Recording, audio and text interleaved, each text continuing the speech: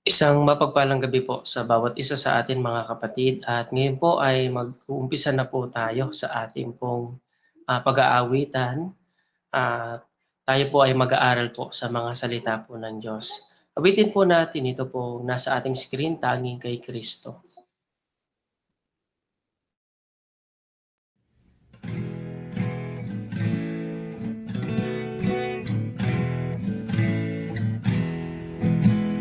Tanging kay Kristo ang aking buhay, at sa Kanya'y laging paakay. Ang pagtalimay di kagagalan, sa buhay ko pala niya'y sapat. Jesus, kung mananako, ako'y iyong tunay, pagkat dahil sa namatay, kaya't ikaw na lamang ang paglalanan ng buong buhay ko, Jesus, magpakailan pa man. Tanging kay Kristo ang kaligtasan, ang aking sala'y Kanyang pinasan, kaya't pagtawag niya'y pakikinggan. Ang mga yapak niya'y susundan. Jesus, kung mananako, ako'y iyong tunay, pagkat dahil sa akin ikaw ay namatay, kaya't ikaw na lamang ang paglalaanan ng buong buhay ko, Jesus, magpakailan pa man. Tanging kay Kristo ko ibibigay, hanggang matapos ang aking buhay, upang magamit sa pag-aakay ng mga kaluluwang naririyan. Jesus, kung mananako, ako'y iyong tunay, pagkat dahil sa akin ikaw ay namatay, kaya't ikaw na lamang ang paglalaanan ng buong buhay ko, Jesus, magpakailan pa man.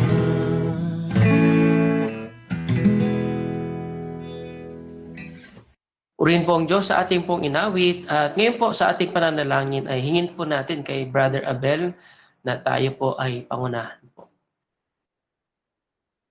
Sige po, tayo po ay manalangin.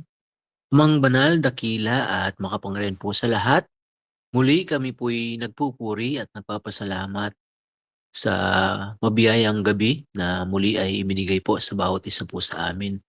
Maraming salamat din po sa pribileyo na binibigay po ninyo kahit kami po ay magkakaiwalay sa amin pong mga tahanan, ay pinagsasama mo po kami sa amin pong pagtitipon, lalo tigit sa amin pong Google Meet, sa amin pong online Bible study.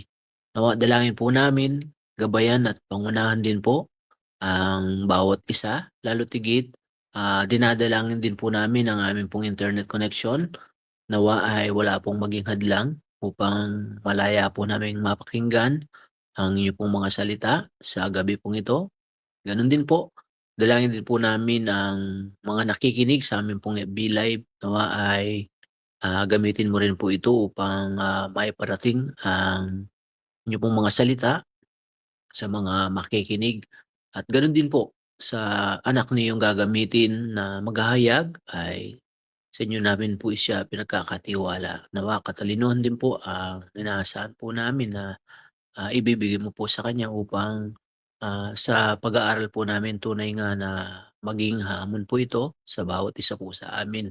At patuloy sa inyo po namin ipinagkakatiwala maging sa mga kapatid po namin na wala pa sa aming Google Meet ay sa inyo rin po namin sila pinagkakatiwala. Maraming salamat po sa patuloy na pangunguna at gabayan sa aming pong pagtitipon lalo't higit sa aming pong online Bible study. Muli ay pinupuri ka po namin at pinapasalamatan sa tanging pangalan lang po ng ating Panginoong Yesus.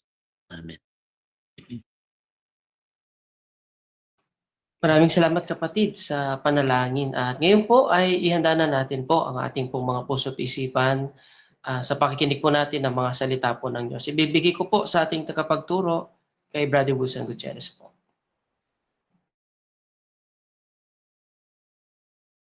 Brother Anthony, pwede ba magpaawit ka pa ng isa para sa mga gustong mag-join pa? Okay po. Sige po, mga kapatid, minsan pa po tayong umawit po.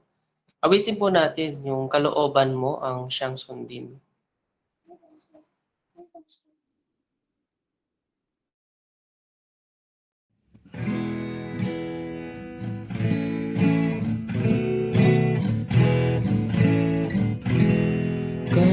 Kalooban mo ang siyang sundin, putik ako na ugising ayon sa ibig mo ay gawin. Handa akong iyong hubugin. Kalooban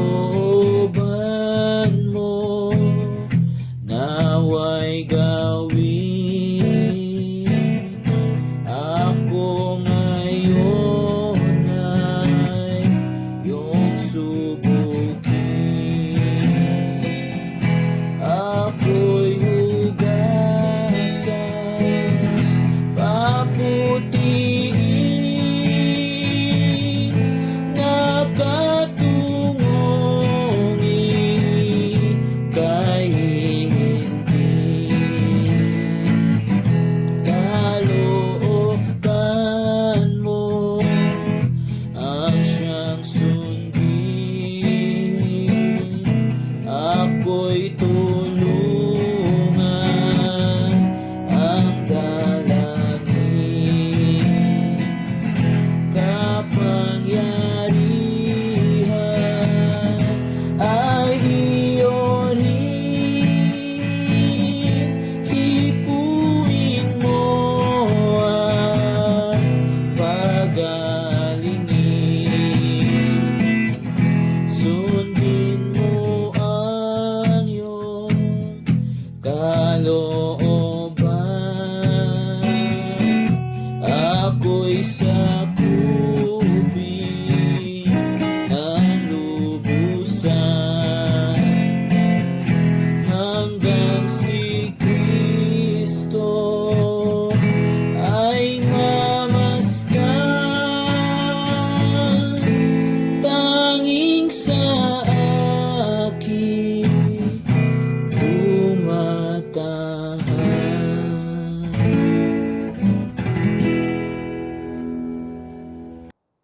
Magandang gabi po. Maraming salamat po at At tayo po ngayon ay magpapasimula na sa ating pong online Bible study. At nasa bahagi na po tayo ng ika-4 na chapter ng unang Timoteo. Ang chapter 4 po ng aklat ng unang Timoteo ay mayroon pong 16 na bersikulo at ito po ay nakabahagi rin sa 3 bahagi. Una po, ang verse 1 to 5 po ay tungkol po ito sa warning about apostasy, kung saan ay napag-aralan po natin nung mga nakaraan about sa pagdating ng Panginoon. Habang lumalapit ang pagdating ng Panginoon, ay lalong nararanasan po ito pong apostasy.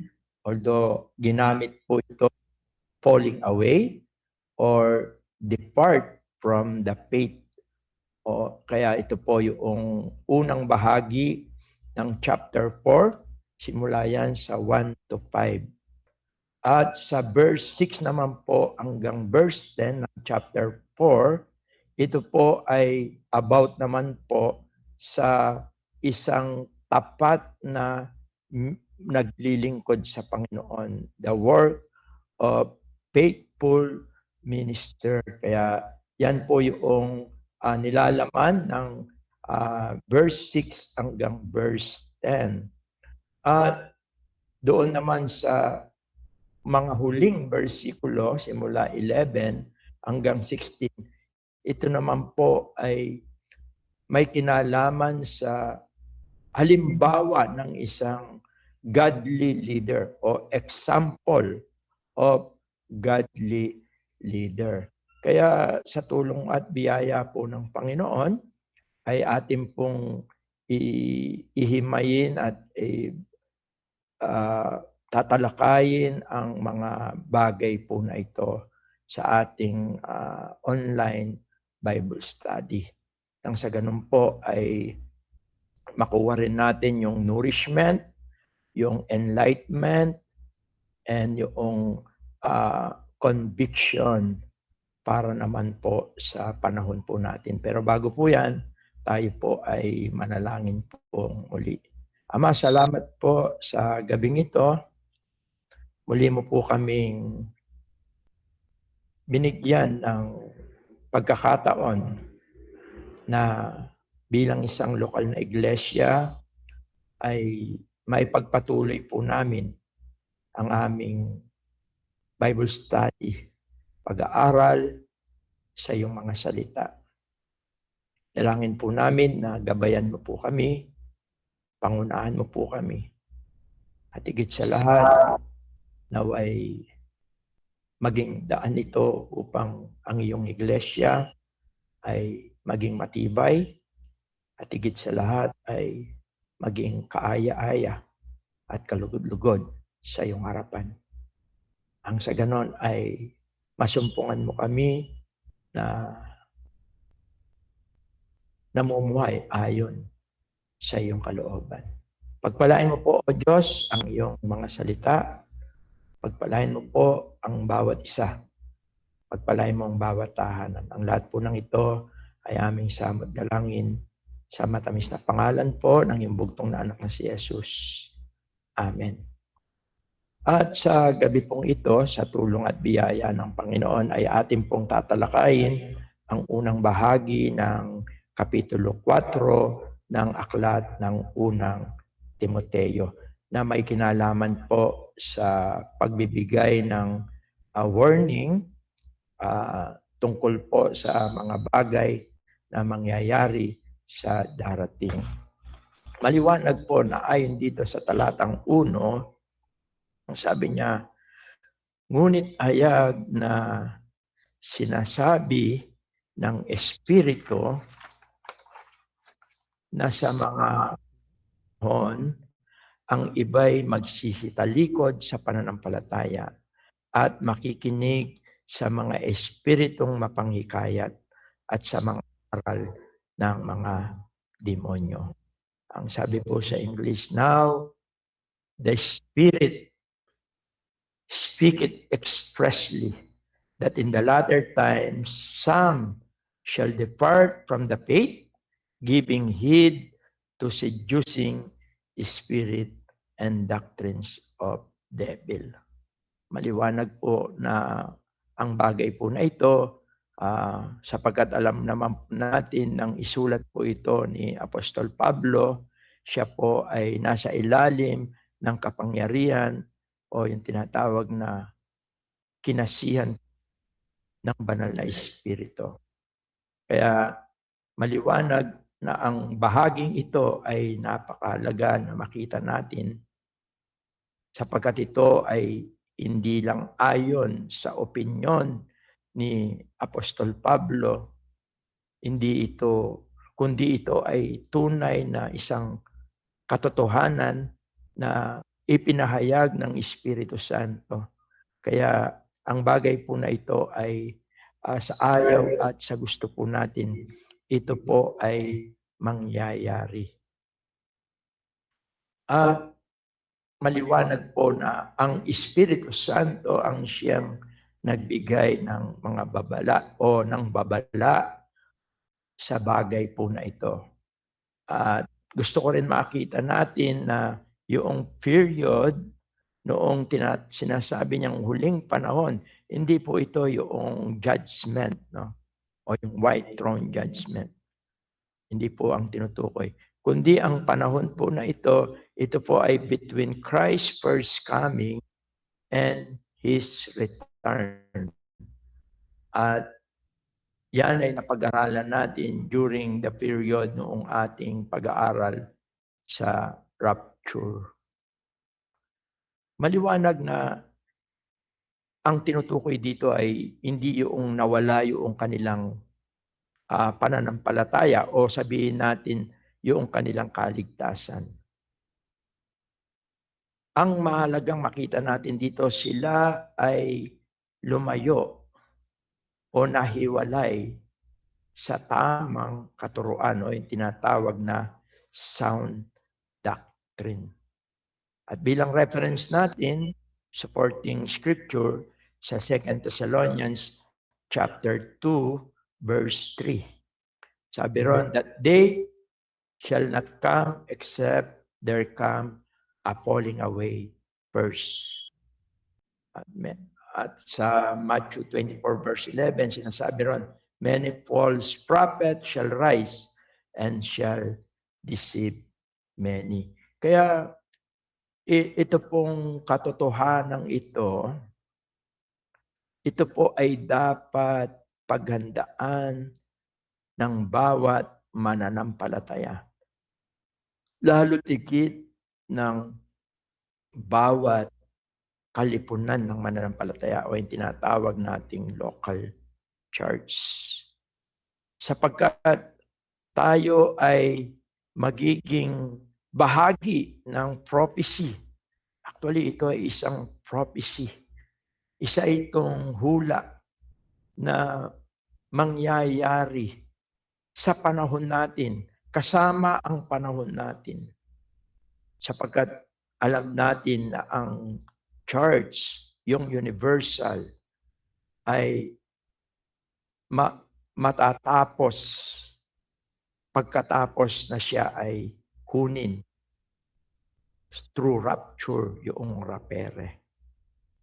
At sa panahon natin, kung babalikan natin itong pinag-aaralan natin, sabi niya, ngayon ay maliwanag na sinasabi ng Espiritu. Now the Spirit speak it expressly. Meaning, ito ay magaganap at magaganap. Hindi natin ito mapipigilan. No? Kaya dapat ito ay pagandaan ng bawat mananampalataya. Ayon dito, sa pagdating ng mga panahon na ito, lalong sisidhi ito sa mga huling panahon, ang tinutukoy ay yung muling pagbabalik ng ating Panginoon. Sabi niya, ang iba'y tatalikod sa pananampalataya.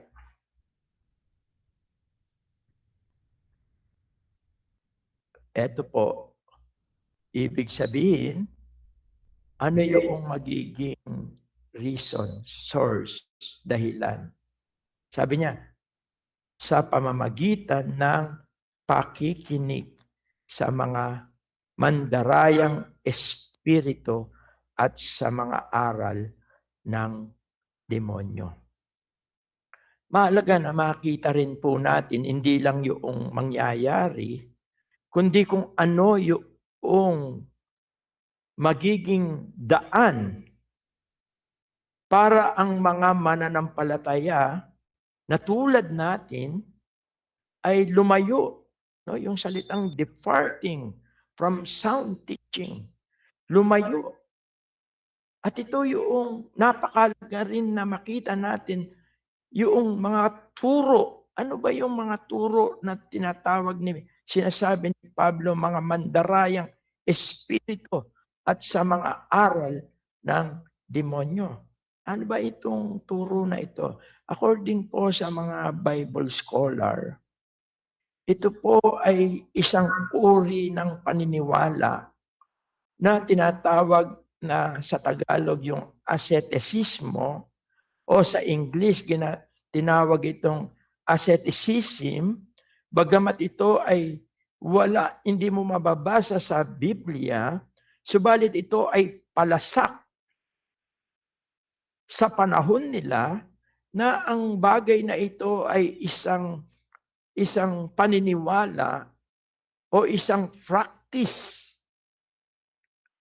na tumutukoy sa pagtanggi sa sarili tulad ng mga bagay na binanggit din dito, yung sa fasting, no? Yung tungkol sa celibacy, yung hindi pag-aasawa, abstaining, yung pagtanggi sa mga luxurious o yung mga bagay-bagay na sa mundong ito, para lang maipakita nila yung kanilang spiritual devotion or focus sa Diyos. Ito po yung laganap na daladala ng mga nagdadala ng maling aral. Samantalang maliwanag na ang Biblia ay nagtuturo sa atin na ito ay isang biyaya.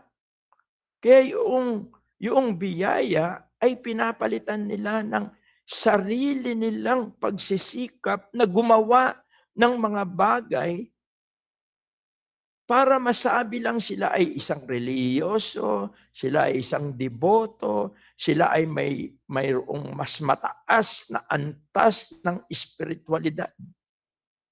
Subalit, sa katotohanan, ito ay panlabas lamang at walang nangyayaring tunay na pagbabago o yung tinatawag na transformation ng tunay na pananampalataya sa ating Panginoong Jesucristo.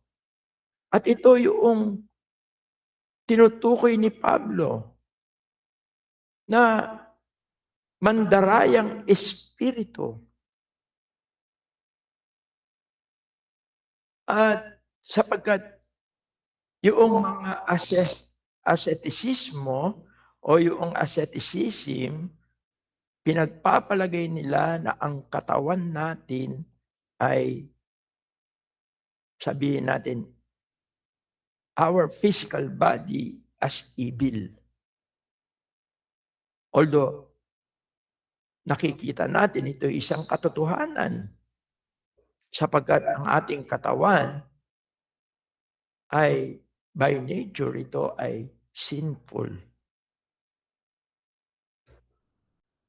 Kaya yung Greek word ng asceticism, ginamit yung ascesis, meaning training or exercise. Ito ay isang pagsasanay sa sarili upang layuan ang mga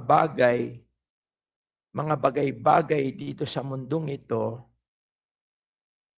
at para sa kanila, upang mapagtagumpayan nila yung mga simple desires. Kaya nga, yung grace they replace own action.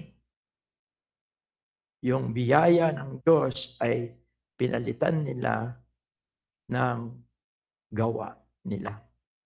Kaya maliwanag din ang sinabi ni Apostol Pablo na, "For by grace are you saved through faith. It is not of your works." Sapagkat ang tunay na spiritualidad ay nagmumula sa Diyos sa pamamagitan ng kapangyarihan ng kanyang Espiritu. Ito ay isang biyaya na mula sa Diyos.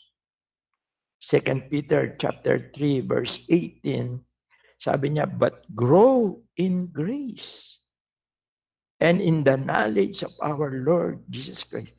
Yung grace na tinutukoy doon, yung biyaya na tinutukoy doon, na bunga ng paglago natin, ay yung unti-unti na tayo ay sinasakop ng kapangyarihan ng Diyos sa pamamagitan ng Espiritu Santo. Kaya mahalaga na makita rin natin ang bagay na ito. Baka tayo ay nadadala ng mga ganitong mga sitwasyon na sinisikap natin ang ating sarili. Kaya kung minsan ito yung nagiging hypocrisy. Yung pagkukunwari. Sapagkat sa katotohanan, sila ay hindi tunay na namumuhay ayon sa mga turo ng Panginoon. They replace grace in their own action. Nagiging sila ay yun ang kanilang mask. Nagmamasquerade sila through doon sa magalang silang magsalita, malumanay silang magsalita. Subalit, within, ay wala yung tunay na biyaya ng Panginoon. At ito yung mga nagdadala ng maling aral. Although,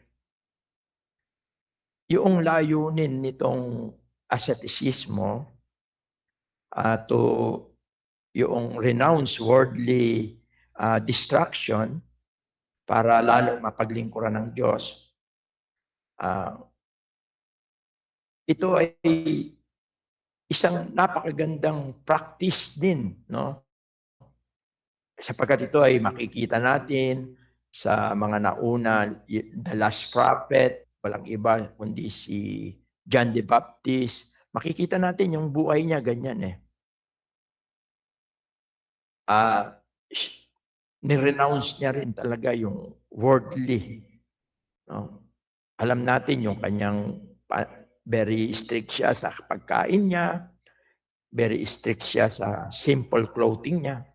Ang ating Panginoong Yesus, nag-fasting din siya, no? Yung abstaining na hindi siya kumain, yung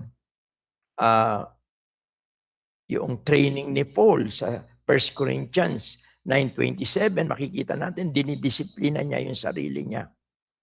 Kung titingnan natin, biblically, ito ay mayroong katotohanan.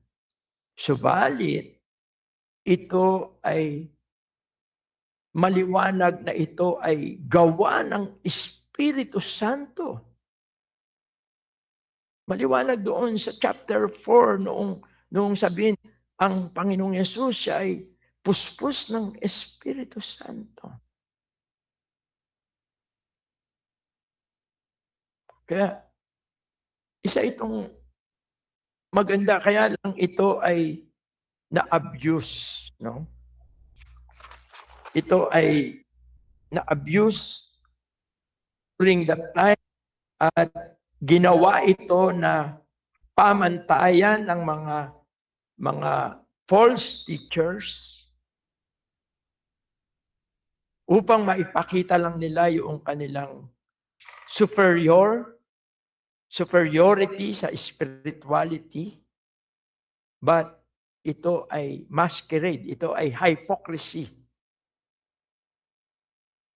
Sa totoo, hindi naman sila talaga nagbababad sa salita ng Diyos. Hindi sila nagtuturo mula sa salita ng Diyos. Kundi sila ay makikita natin na nagpapanggap. Kaya napakaalaga, although alam natin itong bagay na ito,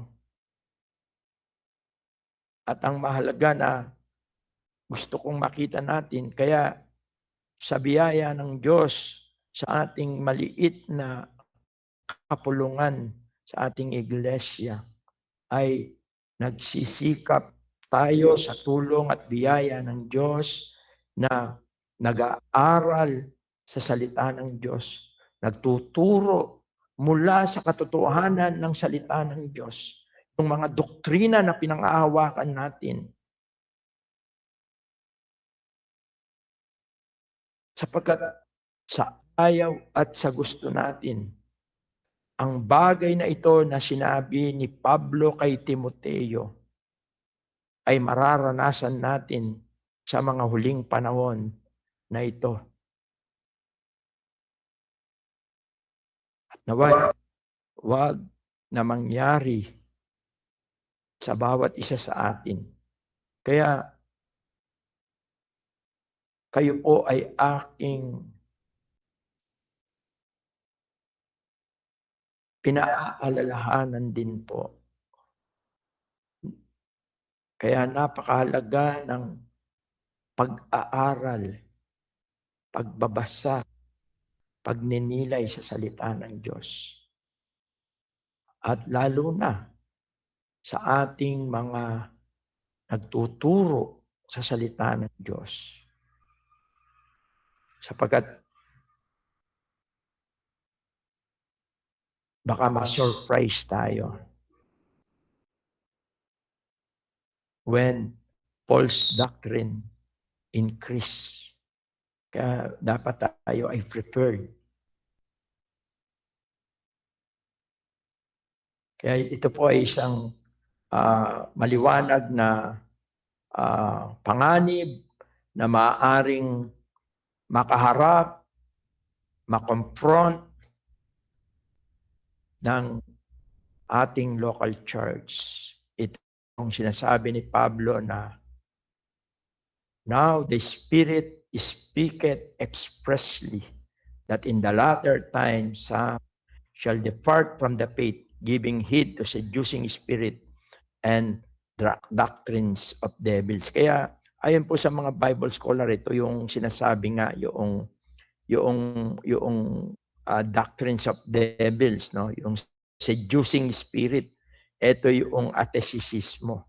At na bagamat itong salitang ito ay wala sa Biblia, pero ito ay maliwanag na makikita natin. Katunayan, ito ay binigyan ng diin ni Apostol Pablo, itong yung maling paggamit noong practice na ito, no? Doon sa Colossus chapter 2, siguro tingnan natin yon.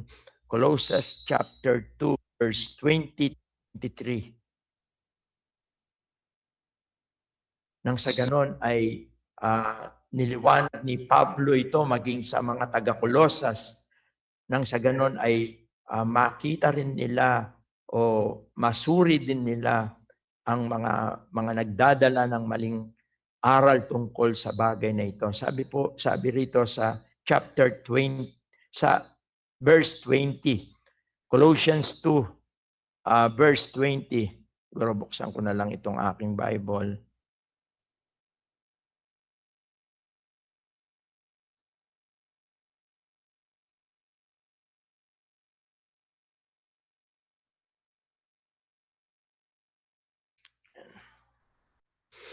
Dito sa Colossians 2 verse 20, sabi niya,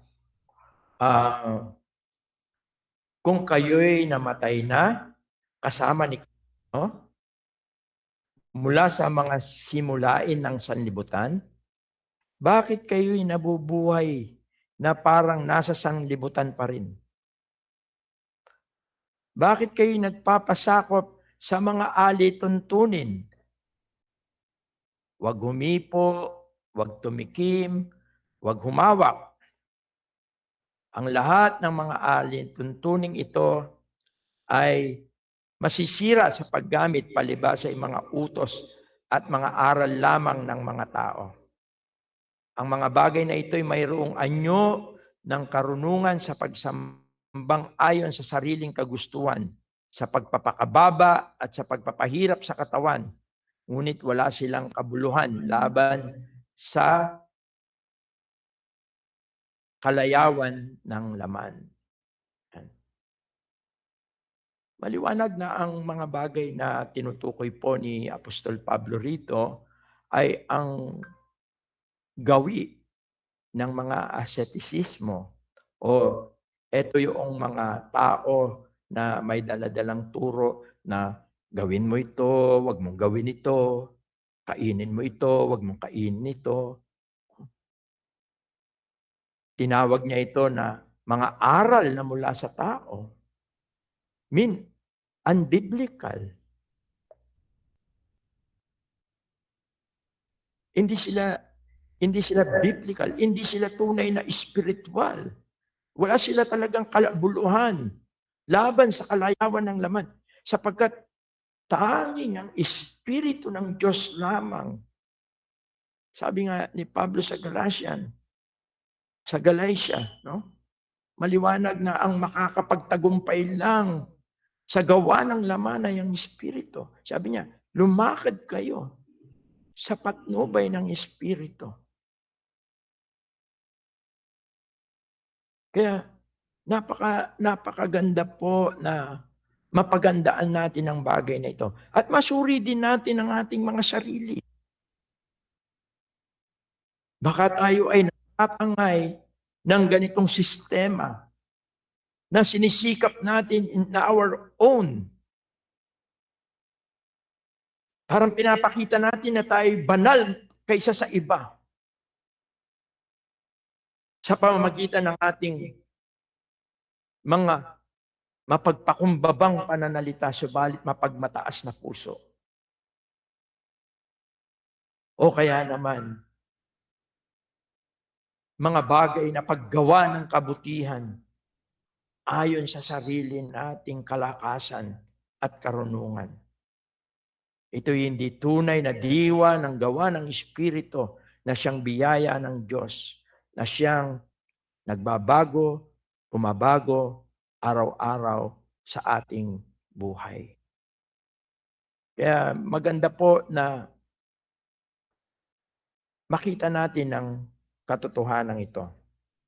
Pangalawa, babalikan natin ang 1 Timothy. Pakita para po dito sa chapter 4.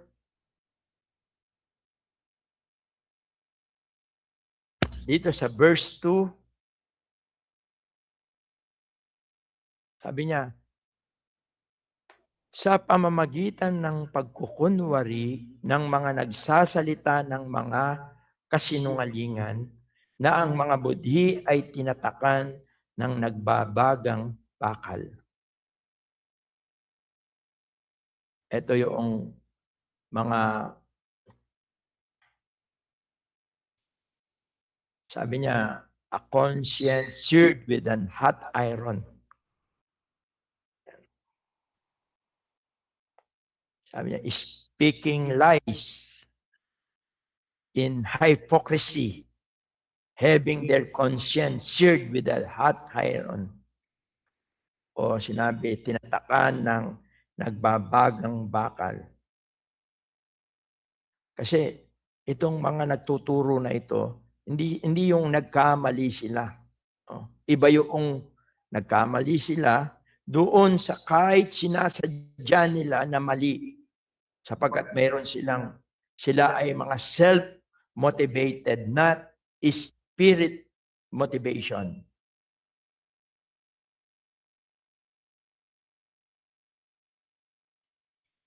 Hindi yung sila ay akbo sa deception, sa pandaraya.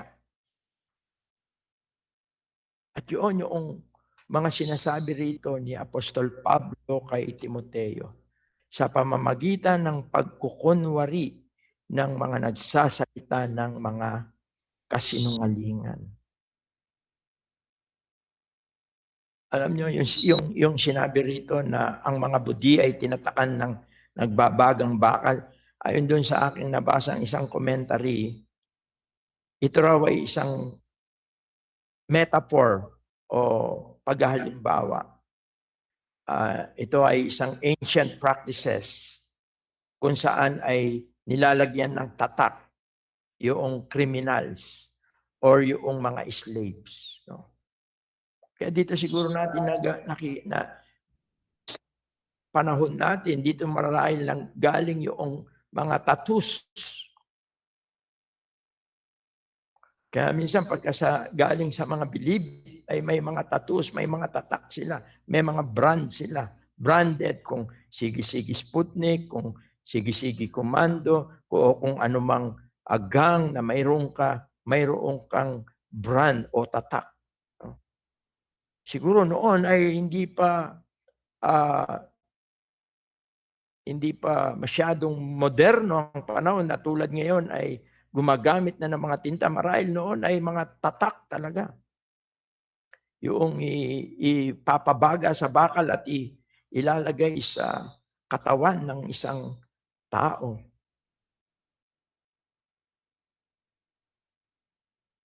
Pero ang tunay na kahulugan ng sinasabi ni Pablo ay itong mga mapagkunwari, itong mga nagdadala ng kasinungalingan. Sa kanila ay walang ano pa man, no? Parang wala na sila. Isa rin kasi itong yung tinatakan ng nagbabagang bakal, ito'y paraan din para ikaw ay parang ma-paralyze o hindi mo na maramdaman.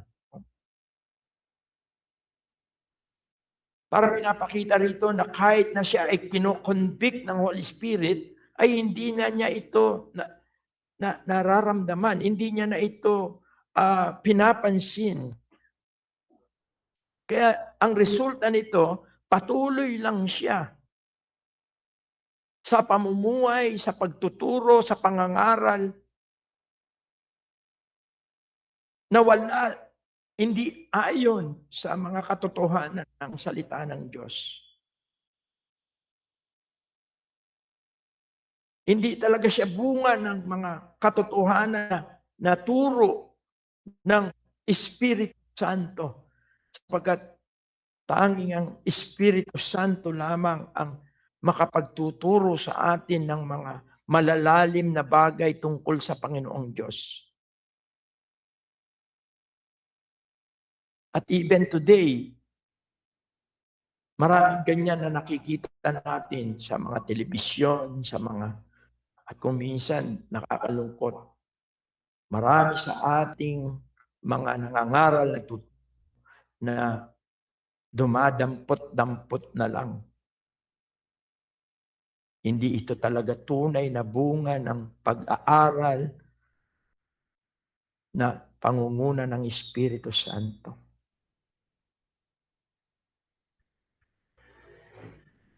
At parang yun na lang. Nakakagawian na lang. Wala yung tunay na pagbababad sa pag-aaral nang sa ganon ay maibahagi sa mga kapatiran. Self-motivated, not spirit motivation. Sapagkat ang kilos ng Espiritu, hindi ka lang niya tutulungan na maunawaan mo ang salita ng Diyos, kundi tutulungan ka rin niya na magawa mo ang katotohanan ito. Yun yung work, yun yung grace. Kaya sabi niya, sa pamamagitan ng pagkukunwari ng mga nagsasalita ng mga kasinungalingan, ng mga budhi ay tinatakan ng nagbabagang bakal. Kaya kung ano man yung mga maling turo na tinotolerate natin ngayon, ito'y nagiging apostasy sa mga darating na panahon. Kaya mahalaga na binabantayan at paano natin mababantayan ang mga maling aral kung hindi naman natin alam yung totoong aral.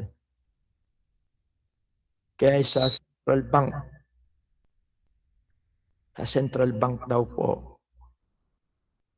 para makita nila yung mga peking pera na lumalabas, ginagawa, ang talagang pinag-aaralan nila ay yung totoo. Hindi yung peke ang pinag-aaralan nila, yung totoo na pera. At yan ay isang info sa atin. Sapagkat itong mga maling turo na ito ay sabi dito sa verse 3, puro sabi niya, kanilang ipagbabawal ang pag-aasawa at ipag-uutos na lumayo sa mga pagkaing nilalang ng Diyos. Sa ibang salin, ginamit yung lamangkati. No? Yung lamangkati, tinignan ko, yun ay minced meat. Ito ay karne. Marami silang pinagbabawal na kainin. Pero sabi niya, lumayo sa mga pagkaing nilalang ng Diyos upang tanggapin na may pagpapasalamat ng mga nananampalataya at nakalaan sa katotohanan. Maliwanag po dito sa verse 3 na ito po kasing yung tinutukoy po rito para makita po natin kung ano po yung theological meaning nitong sinasabi ni Pablo kay Timoteo, na ito ay maliwanag na binibigyan niya o nakikipag-argumento si Pablo sa mga turong ito. Sapagkat itong mga practices na ito ay hindi biblical, hindi spiritual. No? Bagkus ito ay lumalabag sa katotohanan ng salita ng Diyos. Sapagkat maliwanag na ang mga ginawa ng Diyos ay lahat ito ay mabuti. At kung ito ay tatanggapin natin ng may pagpapasalamat, ito ay mabuti. Kaya maliwanag yan sa dito sa ating pinag-aaralan sa Genesis chapter 1 verse 31 at dito rin sa verse 4 ng 1 Timothy. Sabi niya, sapagkat ang bawat nilalang ng Diyos ay mabuti at walang anumang dapat tanggihan kung tinatanggap ito na may pagpapasalamat. Kaya maliwanag na sumasalangsang si Pablo at pinapaalalahanan niya ang mga mananampalataya doon sa Efeso at maging si Timoteo na siyang tagapanguna doon sa Efeso. Nabantayan at tignan ang mga bagay na ito. Kaya napakahalaga rin na makita natin na ang lahat ng mga bagay na blessing ng Diyos sa atin, ito'y nilalang para ito ay makapagbigay ng kasiyaan sa atin. Kaya na may pagpapasalamat. Yun yung gusto kong makita natin dito. Na ang lahat ng mga blessing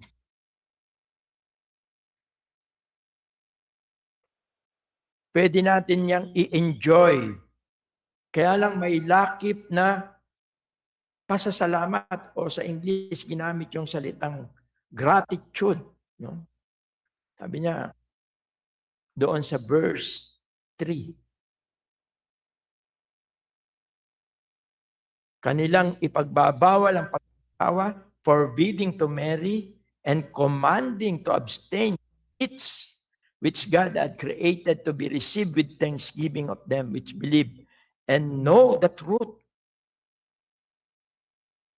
Sa mga nakakaalam ng katotohanan, alam naman natin na walang masama na pumapasok sa bibig ng tao, kundi yung lumalabas sapagkat nagmumula sa puso. Yan ay maliwanag na tinuro ng ating Panginoon. Subalit, nais ko ring makita natin na ang bagay na itong mga tinuturo ng mga nagdadaling aral ay yung mga false teachers sa panahon ni Timoteo. Ito ay maliwanag na sinasalangsang ni Apostol Pablo. Sapagkat maaari mong ma-enjoy ang lahat ng mga bagay na biyayang ipinagkaloob ng Diyos lang with gratitude o with thanksgiving. Ano po ang ibig sabihin ni Pablo rito? Kung ang lahat ng bagay sa Genesis chapter 1 verse 31, sinasabi roon, God creation is good, no? Tingnan natin sa Genesis chapter 1 verse 31.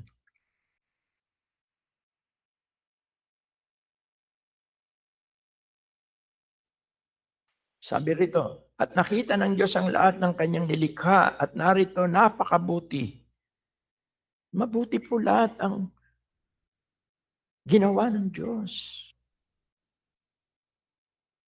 Ang lahat ng mga blessing.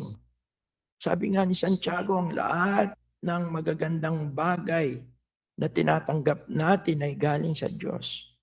Pwede natin itong i-enjoy ng may pagpapasalamat at gusto kong bigyan diin yung pagpapasalamat. Ibig sabihin po nito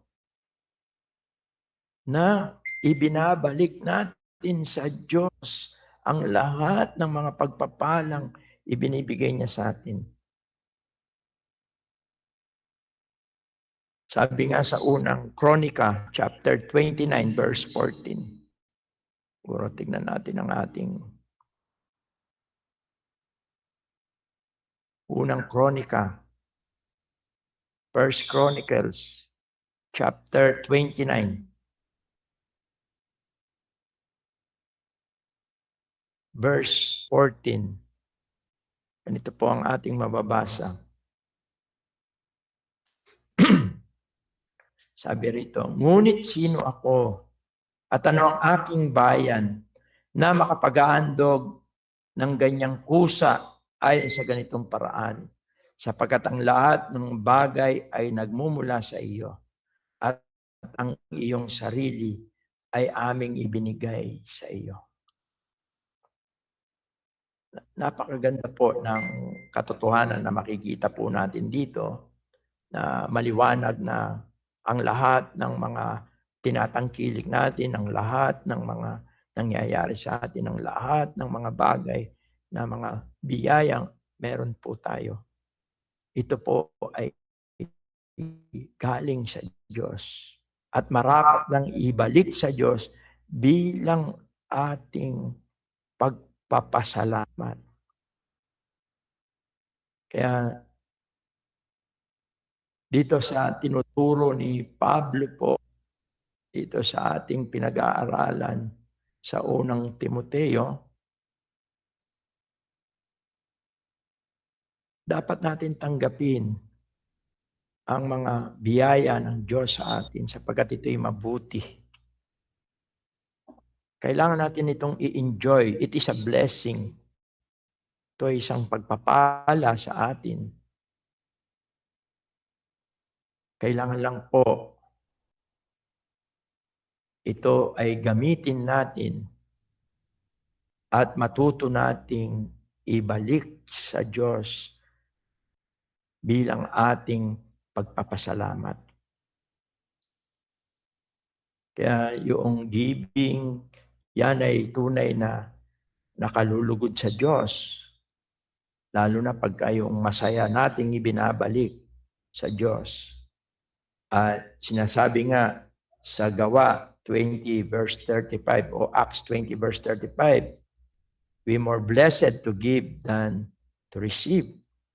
Sa Hebrew 13:6 ay maganda na i-share natin ng mga blessing bilang ating pagpapasalamat sa Panginoong Diyos. Kauli-ulian sa verse 5, sabi po rito, sapagkat ito ay pinababanal sa pamamagitan ng salita ng Diyos at ng panalangin. 5 po, for it is sanctified by the word of God and prayers. Maliwanag po, kaya napakaganda rin na every time po na tayo ay ano man ang tatanggapin natin, ito ay pinagpapasalamat natin at pinapanalangin natin. Sapagkat ito ay nagiging, sabi rito, sapagkat ito ay pinapababanal, sanctified. Ginamit ito sa English, for it is sanctified by the word of God and prayers. Kapag ka po ito ay ayon sa salita ng Diyos, at ito ay tinanggap natin ng may pagpapasalamat, ano man po yung ating kinain o ano man yung ating natanggap, ano man yung pinrovide ng Panginoong Diyos, ito po ay nakalulugod sa Diyos. Ang tunay po na pagiging spiritual, hindi yung rejecting God's gift, but receiving them with gratitude. At yun yung gustong i-emphasize ni Pablo sa bagay na ito. Sapagkat kapag ito ay tinanggap natin at ito'y ayon sa kanyang kalooban, ayon sa kanyang mga salita. Meaning, ito ay ginawa o nagmula sa mabuting pamamaraan. Ang Diyos ay sinasanctify niya ito para ito'y binibigay niya sa atin to enjoy and to give thanks by yung ating pagbabalik ng mga biyaya sa Kanya. Kaya bilang practical application po dito sa ating pag-aaral, mahalaga na tayo po ay maging grounded sa Scripture, nang sa ganon ay hindi po tayo matangay, madala ng mga maling aral, o sabihin natin, hindi rin mangyari sa atin, hindi natin maranasan na hindi natin alam tayo pala ay unti-unti nang nalalayo sa pananampalataya. Maging bantayan din natin, no? Una, bantayan natin yung mga doktrina natin. Maging grounded tayo sa Scripture. At higit sa lahat, maging sensitive tayo sa pagkilos ng Holy Spirit, yung conviction. Minsan pagka kino-convict ka na gawin mo ang mga bagay ayon sa kanyang salita, huwag mo na itong i-resist. Bagkus ikaw ay sumunod. Sapagkat baka dumating ang araw, para ka na rin iyeneruan ng bakal. Kahit na anong conviction ng Panginoon ay hindi mo na siya magawa. Ini-ignore mo na. Sapagkat yan ay isang bagay na maglalayo sa iyo sa pananampalataya. Pagka ikaw ay na-convict sa isang pagkakamali, repent. Confess your sin. Kung may pinapagawa ang Panginoon, tulad ni Felipe, na umayo, pumunta sa ilang, para mag-share ng gospel, gawin mo. Kung ikaw ay kinukonvict na mag-contribute o kung ano man, gawin mo. Huwag sa salita lang. kundi gawin mo. Maging mabilis tayo sa pag-respond sa conviction ng Holy. Wag nating dayain ang Espiritu Santo sapagkat baka dumating ang araw, ang puso natin, ang sarili natin ay manatili na sa ganong kalagayan. At higit sa lahat, tanggapin natin ang lahat ng blessing ng Diyos with gratitude. At ano yung thanksgiving? Lips na sasabihin natin, salamat o Diyos.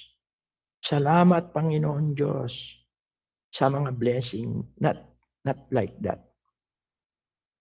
But yung gratitude natin ay yung pagbabalik ng mga bagay na ibinigay ng Diyos sa atin. Maging yung ating treasure, yung ating time, yung ating talent. Give back as gratitude sa ating Panginoon.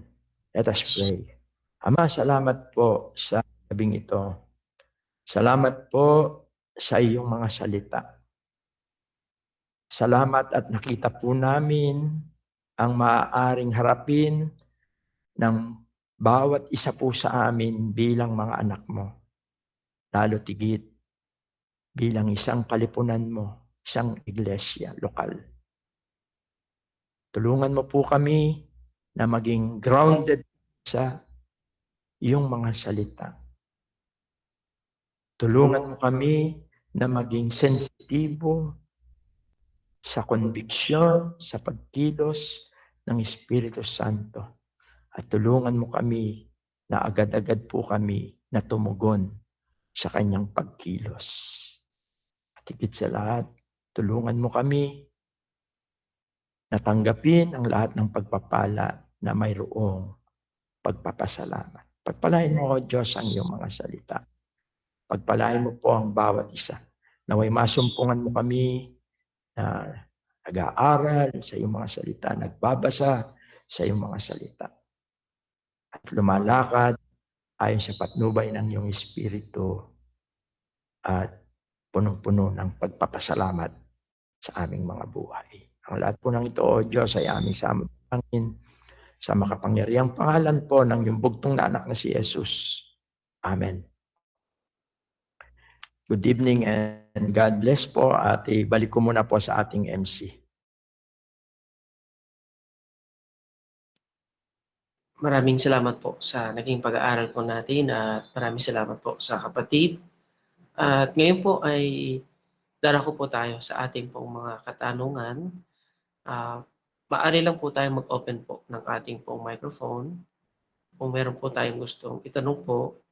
At pwede rin po natin gamitin yung chat feature po kung sakali man pong hindi po tayo makapag-open po ng ating pong mga mic. At pakisuyo ko na rin po sa ating pong online po. Baka mayroon pong nag-post ng katanungan. Sige po, open na po tayo sa ating pong mga question po, mga kapatid.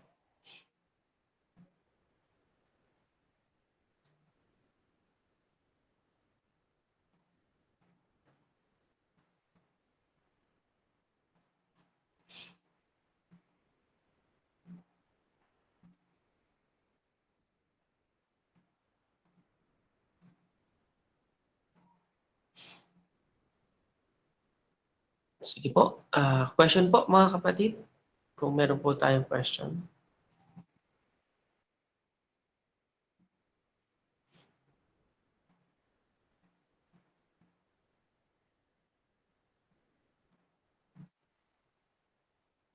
Sige po. Pasuyo ko lang po sa live po natin. Baka may nag-post po ng question po.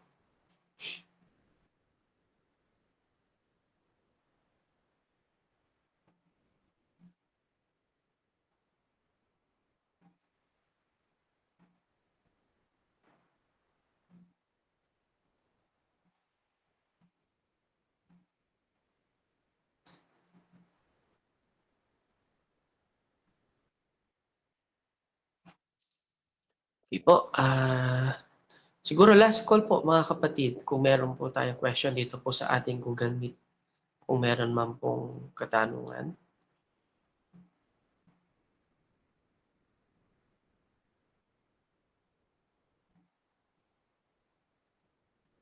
Okay, sige po. Marahil yung silence po natin, ito po ay sign po na naging malinaw po yung ating pong pag-aaral at naging conviction din po ito sa bawat isa po sa atin. At sa tulong at biyaya po ng Banal na Espiritu po ng Diyos na nanahan po sa atin. Ngayon po ay tayo po ay magwawakas sa panalangin. Tingin natin sa kapatid natin kay Brother John na pangunahan po tayo sa closing prayer po.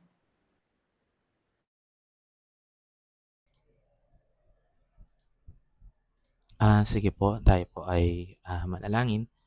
Manamin Diyos na dakila, banal at makapangyarihan sa lahat. Patuloy po Ama na nagpapasalamat po kami sa mabiyayang gabi po na ito na pinagkaloob niyo po sa amin. At muli po kami po ay nakapagpatuloy po sa pag-aaral po ng inyong pong mga salita. At patuloy po na kami po ay muli po ay nabiyayaan po ng mga katuruan po na amin pong narinig. At nawa ang bawat isa po sa amin, tunay po lalo na po sa inyo pong iglesia po sa Florida, ay maging handa po sa mga bagay po na nakita po namin na mangyayari po sa sanlibutan po na ito. Kung paano po na aatakihin po ang inyo pong mga salita, dala po ng mga maling katuruan. Patuloy na dalangin din po namin sa amin din po, lalo na po sa mga kalalakinan, na manatili po sa pag-aaral po at sa mga tamang katuruan. Kaya po salamat po. Nawa ang dalangin po namin, ang bawat isa po sa amin pong pag-aaral, patuloy po na hanapin po namin ang inyo pong kalooban at ang akma po sa mga iglesia po na nababahaginan po ng mga salita po ninyo. Salamat po sa inyo pong anak na ginamit. Dalangin din po namin ang inyo pong pangunguna sa aming pong kapatid at sa kanya pong buong pamilya. At ganoon din po, salamat din po sa lahat po ng mga kapatiran. At ang dalangin din po namin sa lahat po ng mga nakapanood. Patuloy po ang banal na Espiritu ang manguna po sa amin pong pakikinig, sa lahat po ng aabutan po ng aming pong online Bible study. Muli po, salamat Ama, at ang lahat po ng ito ay aming pong hinihiling at dinadalangin sa matamis na pangalan po na ipong bugtong na anak na si Kristo Jesus. Amen. Thank you po. Good evening po sa atin pong lahat. Good evening and God bless po sa ating lahat. Good evening po. God bless po. Good evening po. God bless po.